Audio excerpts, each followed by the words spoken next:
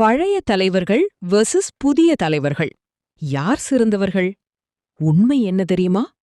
இந்திய அரசியலில் 2 வகையான தலைவர்கள் இருக்கிறார்கள். பழைய தலைமுறை, புதிய தலைமுறை. பழைய தலைவர்கள் B.R. Ambedkar, Periyar, K. Kamaraj, C.N. Annadurai, M.G. Ramachandran, M. Karunanidhi. இவர்கள் எளிமை, சேவை மனப்பான்மை, மக்கள் நலத்திட்டங்கள் மிகவும் முக்கியம் வைத்தார்கள். பவர் இல்ல, சர்வீஸ் தான் ஃபோக்கஸ். புதிய தலைவர்கள் modern politicians, technology use, social media influence, branding plus communication மிகவும் ஸ்ட்ராங். மக்கள் ரீச் வேகமாக அதிகரிக்கிறது. டிஃபரன்ஸ் என்ன? பழைய தலைவர்கள் கிரவுண்ட் லெவல் கனெக்ஷன், புதிய தலைவர்கள் டிஜிட்டல் லெவல் இன்ஃப்ளூயன்ஸ். இருவருக்கும் தனித்தன்மை இருக்கிறது.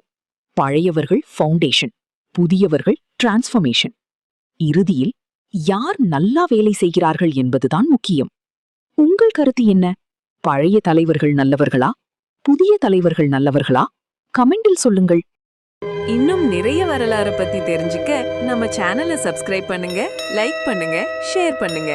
மறக்காம கீழே இருக்கிற பெல் பட்டனை பிரஸ் பண்ணுங்க.